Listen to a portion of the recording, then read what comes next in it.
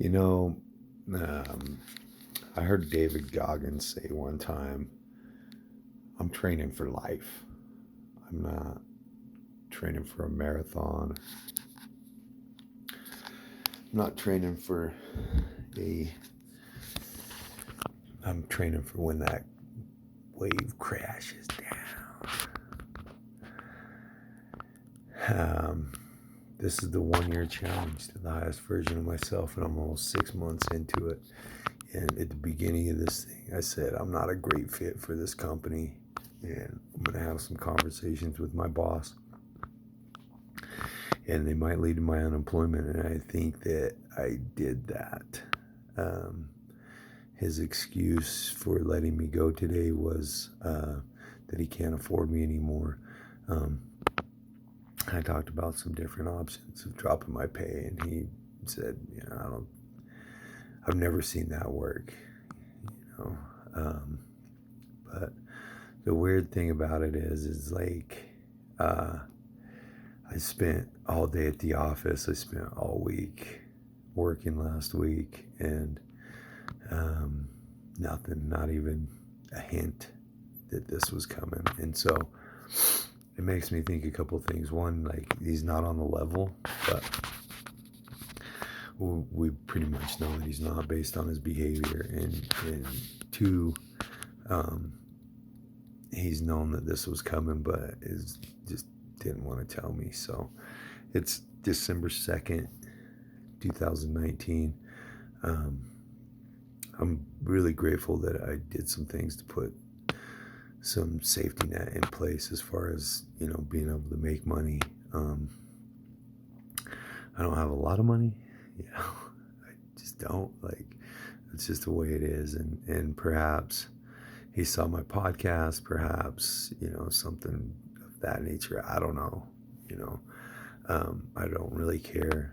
It's probably going to be for the better that I don't work there.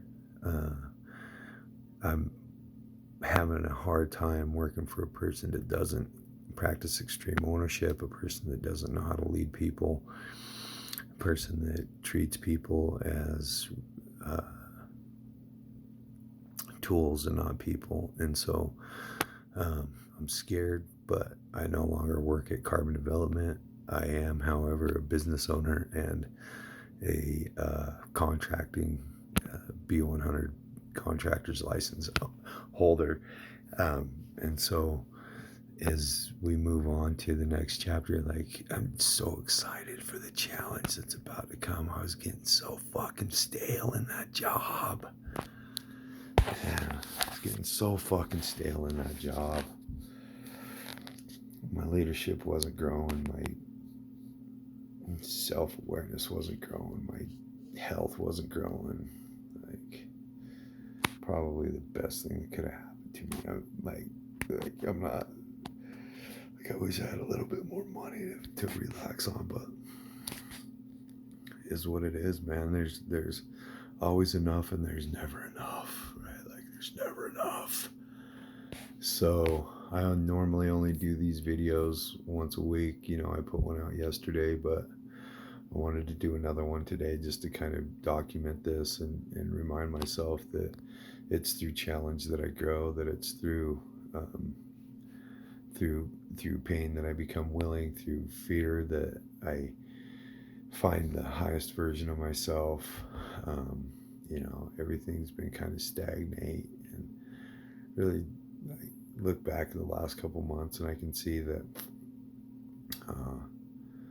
my company wasn't growing, my leadership wasn't growing, so probably the best thing that could have happened. And if nothing else, it absolutely reveals the character of the owner of that company, right? And it gives me a really good another great example of the type of person that I don't want to be, the type of person I don't want to become, the type of person that I don't want to associate with, as these challenges come up and things like that. I want to stay away from people like that. So, Willie, I love you. I'm proud of you, man. Just so everybody knows, like, I had a conversation with Avery the other night about my desires and having a wandering eye and things like that. And she responded well. And then um,